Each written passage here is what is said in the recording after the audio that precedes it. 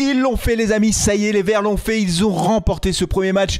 Ce chemin vers la Ligue 1, il est encore long, il est encore difficile, mais ils ont remporté la première étape à domicile face à Rodez. Les Verts se sont imposés 2-0.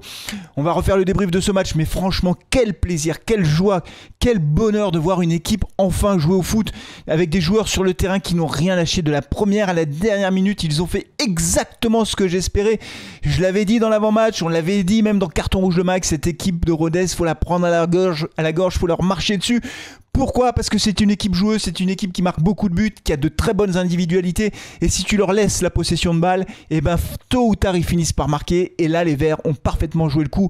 J'ai vraiment beaucoup aimé la façon dont les joueurs stéphanois se sont comportés sur le terrain. On a vu des joueurs qui se sont battus sur chaque ballon, qui ont mis un pressing énorme sur le porteur du ballon, qui avait plutôt un pressing assez haut, et donc cette équipe de Rodez n'a pas pu déployer son jeu. Alors peut-être aussi, il faut le dire, à la décharge des joueurs de Rodez, qu'ils étaient fatigués parce qu'ils avaient fait déjà un premier match il y a 3 jours face au Paris FC qui a dû leur prendre beaucoup d'énergie, beaucoup d'influx nerveux, et qu'ils devaient être un peu fatigués quand même, et ça se voyait sur le terrain, je pense qu'ils étaient fatigués. Mais franchement, les Verts ont très bien négocié ce match, c'est exactement ce qu'il fallait faire.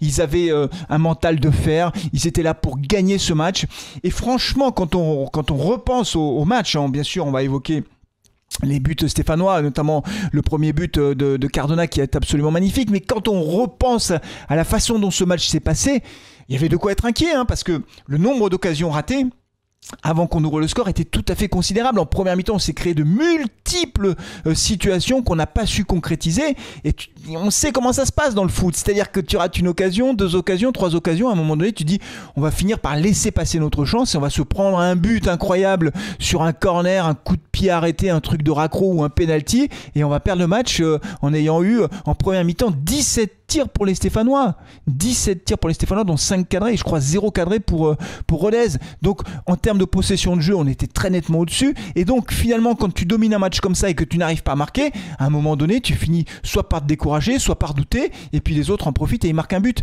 Et là, ce qui était vraiment incroyable, c'est que jusqu'à la 65e minute, le but de Cardona, les Verts ont continué à presser.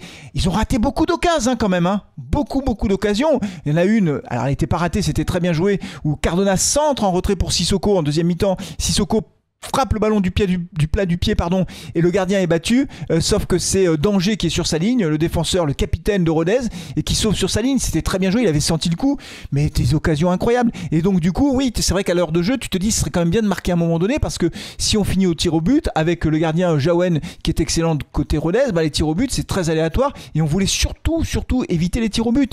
Et donc les Verts ont fini par ouvrir le score, pressing, encore pressing, beaucoup de corners, beaucoup de coups de pied arrêtés. On n'a pas marqué sur coup de pied arrêté. Par contre là, la touche elle est faite sur le côté droit des buts de Rodez, donc à gauche pour les côtés stéphanois. Il y a Dylan Chambaud avec Tardieu. Dylan Chambaud qui finalement va pouvoir centrer. Il est assez tranquille parce que le joueur de Rodez, étonnamment d'ailleurs, n'est pas tellement sur le porteur du ballon, sur Chambaud, et donc Chambaud a le temps d'ajuster son centre. Il fait un magnifique centre avec son pied gauche, un centre brossé qui arrive finalement au premier poteau. Et là, Irvine Cardona, qui normalement était au deuxième poteau parce que lui il jouait à droite, donc normalement il était de l'autre côté, mais avec Sissoko, il s'était mis côte à côte tous les deux, et c'était vraiment très bien joué. Et Cardona sent le coup, c'est-à-dire qu'il va couper au premier poteau, il va plonger au premier poteau, et il va prendre cette balle de la tête, il va couper la trajectoire du ballon, et il fait une tête magnifique parce que cette tête décroisée va de l'autre côté du but, et là Jaouen est complètement battu, il ne peut rien faire. Franchement, c'est un bijou. Regardez encore ce but, je vous assure, c'est un très beau but. Techniquement, c'est parfait, la passe de Chambaud est parfaite, et la tête de Cardona est parfaite. Et là, évidemment, quand tu ouvres le score à la 65e minute de jeu, c'est un autre match qui débute. C'est un autre match qui débute parce que Rodez va jeter toutes ses forces dans la bataille. L'entraîneur de Rodez a fait beaucoup de changements. Et donc ils n'ont plus rien à perdre. Donc évidemment tu te dis là, en plus il allait y avoir du temps additionnel parce qu'il y a eu beaucoup d'arrêts de jeu. Moi je m'étais dit il y aura 5 à 6 minutes de temps additionnel, finalement il y en a eu 6. Mais tu te dis ça va être très long parce qu'entre la 65e et la 96e minute il y a encore 30 minutes à jouer en fait. Et donc c'est énorme, 30 minutes à jouer. Et donc voilà, et finalement les Verts ont tenu. Il y a eu quelques situations dangereuse de Rodez, notamment une où Gauthier Larsonneur sort mais il ne s'entend pas avec Tardieu, ou Tardieu ne le voit pas venir. Bref, ils se percutent tous les deux. Il reste un peu au sol, et là, joueur de Rodez, je sais plus qui est-ce qu'il a repris le ballon, il reprend le ballon et Tardieu qui est au sol dévie le ballon. Alors apparemment le ballon n'était pas cadré, mais en tout état de cause c'était une occasion de but incroyable. C'était la plus grosse occasion à mon avis pour Rodez dans ce match, et elle passe à côté.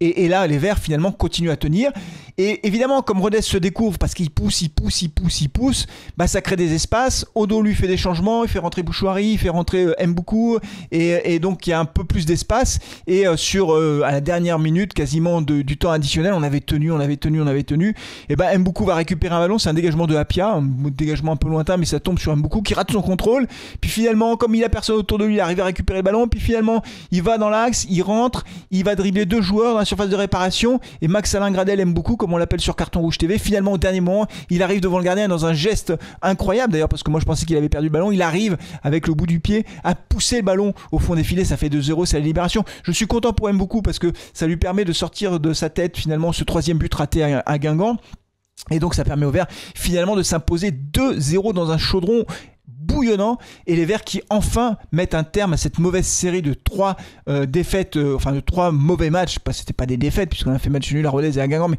3 mauvais matchs qu'on avait complètement loupés, et cette équipe, et là j'aimerais bien savoir ce que vous en pensez, mais en tout cas elle était méconnaissable. Voilà, c'est vraiment le point le plus important. C'est une équipe qui a eu le temps finalement après la déception énorme de ce match à QRM, elle a eu le temps de se remettre dans le sens de la marche. C'est ce qu'a dit d'ailleurs Odo à la fin du match au micro de Beansport. Il a dit qu'il y a eu tout un travail à faire dans les têtes parce que les mecs ils étaient vraiment abattus, et c'est normal, et donc il a fallu reconstruire tout ça en quelques jours pour se remettre finalement à y croire, et ils y ont cru, et vraiment ce qui me fait plaisir, c'est qu'ils ont fait le match qu'il fallait. Beaucoup d'intensité, beaucoup de générosité.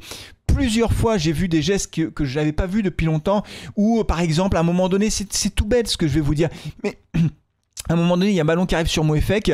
Mouefek rate un peu son contrôle, et finalement, un joueur de Rodez va le récupérer, mais Mouefek ne lâche pas, et il va mettre le pressing sur le joueur de Rodez, et le ballon va sortir en touche pour Saint-Etienne. Et on récupère le ballon. Et donc, on voit bien à travers ce petit exemple que le fait d'avoir été très présent dans les duels, d'avoir été très pesant finalement sur cette équipe de Rodez qui n'a pas pu déployer son jeu, ça fait toute la différence. Les gars ont vraiment joué le match qu'il fallait. Donc, bravo. Quand ça va pas, on le dit. Quand ça va pas, mais quand ça va, on le dit aussi. Bravo aux joueurs, bravo au staff. Franchement, c'est très bien. Ils ont fait le job. Voilà, ils ont fait le travail qu'on attendait. Ah, ça fait plaisir, hein. Franchement, ça fait extrêmement plaisir. Bon, il n'en reste pas moins qu'on n'est pas en Ligue 1. Faut quand même dire les choses. On n'est pas en Ligue 1. Il y a encore 2 matchs qui nous attendent. Le premier, jeudi 30 mai à domicile face à Metz, et après le retour 3 jours après à Metz. Donc il y a un barrage aller-retour. On n'en parle pas ce soir, c'est pas le but. Là, c'est le débrief du match. C'est juste un grand bravo aux joueurs, un grand bravo au staff, un grand bravo au public aussi qui a poussé du début à la fin. Voilà. Et la récompense est là pour tout le monde. Mais le travail n'est pas fini, les amis. On n'est pas en Ligue 1, d'accord? On sera en Ligue 1 si on arrive à sortir Metz, à battre Metz en match aller-retour. Voilà, les amis. Alors, je pense que là, pour l'instant, là, c'est le débrief à chaud, donc je vais vite le mettre en ligne. Par contre, derrière, je ferai une autre vidéo, je pense dimanche, pour reposer un petit peu le cadre du prochain match face à Metz. Ce ne sera pas l'avant-match, parce que l'avant-match, je le ferai juste avant, mais ce sera plutôt une autre vidéo de cadrage de ces 2 derniers matchs de la saison 2023-2024, les amis, parce qu'après, quoi qu'il arrive, de toute façon, on ouvrira la nouvelle saison.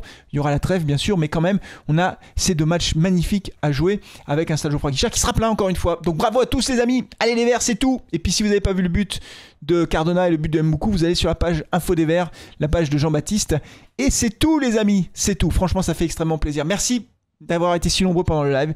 On a atteint 2800 personnes en direct, c'est le record de la chaîne, donc on est très content. Merci beaucoup à tous les soutiens de la chaîne, tous les subs et tous ceux qui ont fait des dons. Merci beaucoup, les amis.